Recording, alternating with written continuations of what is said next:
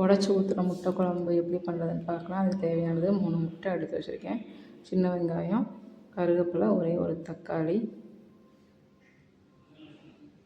கொஞ்சமாக தேங்காய் சில்லு, புளி கொஞ்சம் கரைச்சி வச்சுருக்கேன்.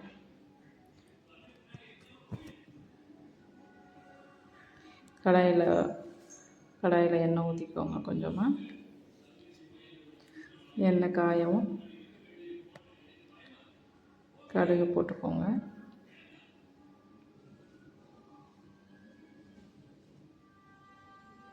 கடுகு நல்லா வெடித்த பிறகு சின்ன வெங்காயமும் கருவேப்பிலை போட்டுக்கோங்க.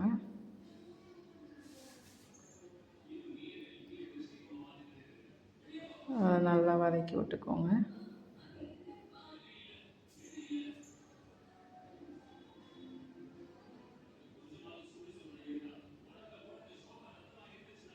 சின்ன வெங்காயம் நல்லா வதங்கின பிறகு தக்காளி ஒன்று கட் பண்ணி வச்சுருக்கேன், அந்த தக்காளியை போட்டுக்கோங்க.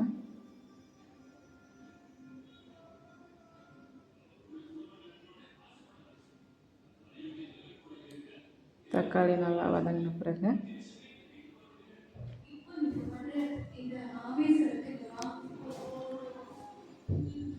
மசாலா பொடி 1 ஸ்பூன் போட்டுக்கோங்க.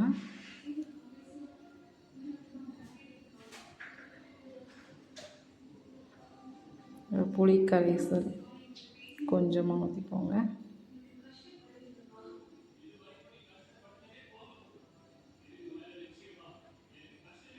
தேவையான அளவு உப்பு போட்டுக்கோங்க.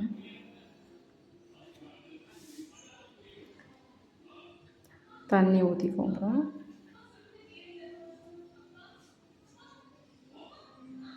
தேங்காய் அந்த கொஞ்சமாக வச்சுருக்கிற தேங்காவை அரைச்சி ஊற்றிக்கோங்க.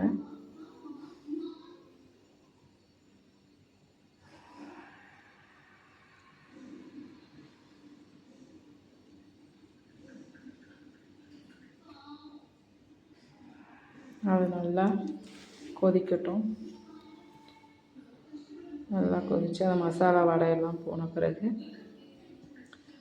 அடுப்பை வந்து நல்லா ஃபுல்லாக சிம்மில் வச்சுக்கோங்க. ஃபுல் சிம்மில் வச்சுட்டு அந்த மேலே கொதிக்கிறதெல்லாம் கொஞ்சம் கம்மியான பிறகு, இல்லைன்னா ஆஃப் பண்ணிவிட்டு அப்புறம் முட்டையை கூட உடச்சி ஊற்றிக்கோங்க. முட்டையை அப்படியே உடச்சி அப்படியே ஊற்றிடுங்க. அப்படியே சிம்லையே தான் இருக்கணும், ஃபுல்லாக வைக்கக்கூடாது. உடச்சி அதை ஊற்றுறதுக்கு மேலேயே ஊற்றாமல் கொஞ்சம் தள்ளி தள்ளி ஊற்றுங்க.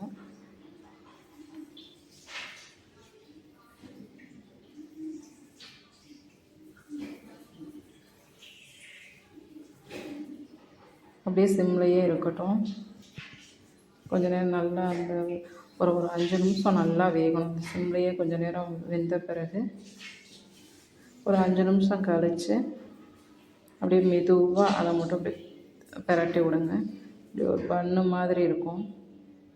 மெதுவாக பிரட்டணும், இல்லைன்னா உடஞ்சிரும். அதை திருப்பி போட்ட பிறகு ஒரு 5 நிமிஷம் சிம்லையே இருக்கட்டும்.